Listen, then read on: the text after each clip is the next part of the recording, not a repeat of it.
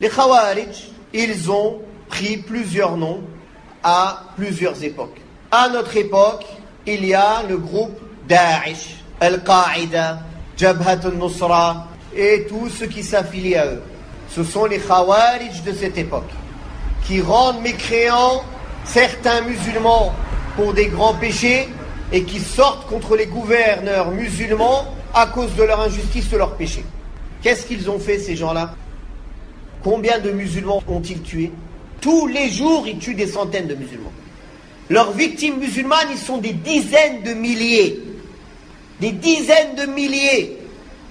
Tous les jours dans le monde musulman, ils tuent, ils égorgent, ils font des bombes, ils sacrifient tous les jours. C'est pas une fois par an ou 2 fois par an.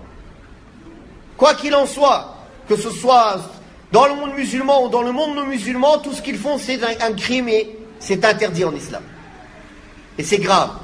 Ils ont réussi à faire quoi? À nuire à l'islam, à donner le bâton aux ennemis de l'islam pour nous taper dessus, à nuire physiquement, moralement à la communauté musulmane. Combien de musulmans dans le monde ont été injustement affiliés à eux? Dès qu'ils ont une pratique rigoureuse de l'islam, ah, c'est un extrémiste, allez c'est parti, ils lui font des problèmes, ils le mettent en prison alors qu'il n'a rien à voir avec eux. Rien. Ils les combattent tous les jours. Est-ce qu'ils ont servi l'islam ou est-ce qu'ils ont servi les ennemis de l'islam? Posez-vous la question. Qui sort vainqueur de ce que tous ces groupes terroristes ils ont fait comme mal? C'est le monde musulman le grand perdant. C'est les musulmans. Le monde musulman, il est déchiré, détruit, les familles tuées, éparpillées. Et dans les pays où il n'y a pas eu la guerre, beaucoup de musulmans, on leur restreint leur liberté à cause des péchés des autres, alors qu'ils n'ont rien à voir avec eux. Sous couvert du combat du terrorisme. Ils mettent tout dans ce sac. Tout ce qui peut rentrer là-dedans, ils le rentrent. Combattez les vrais terroristes et laissez les gens pieux, sincères, qui travaillent pour le bien de tout le monde travailler. Au contraire, ils combattent les gens sincères et ils laissent les terroristes travailler. Donc, il faut que les musulmans craignent Allah et sachent que cette secte est une des pires sectes que l'islam elle est connue. Et ils n'ont rien à voir avec Ahl Sunnah wal Jama'a, ni avec la Salafiyya, ni avec, comme ils appellent entre guillemets, les Wahhabites. Mais c'est une secte qui existe depuis des siècles, qui se renouvelle à chaque fois. Comme le prophète sallallahu alayhi wa sallam a dit, à chaque fois qu'on leur coupe les cornes, ils reviennent jusqu'à ce que le Dajjal, le faux messie, il va sortir parmi eux. Donc, il n'est pas permis à un musulman de dire du bien d'eux, de leur trouver des excuses, de les défendre, encore pire, de s'affilier à eux, ou de dire aux gens qu'ils ont raison. Celui qui dit ça est un grand ignorant de l'islam.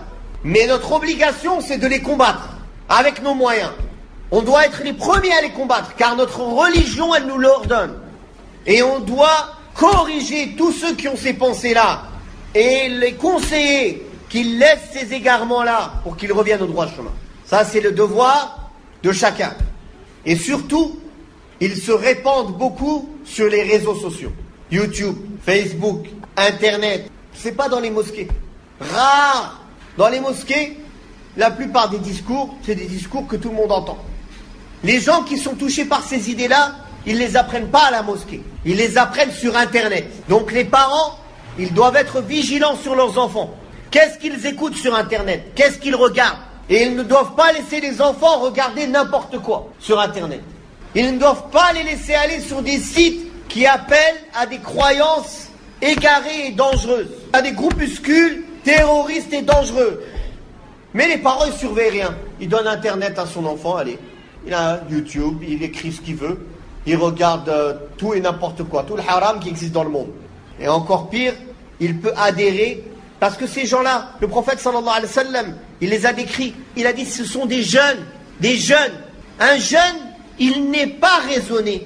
Il suit que la fougue.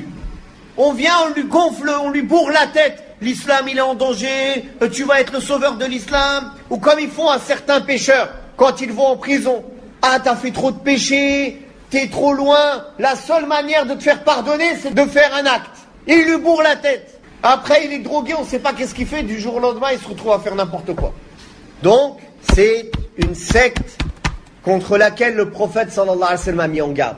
Il les a appelés les chiens de l'enfer.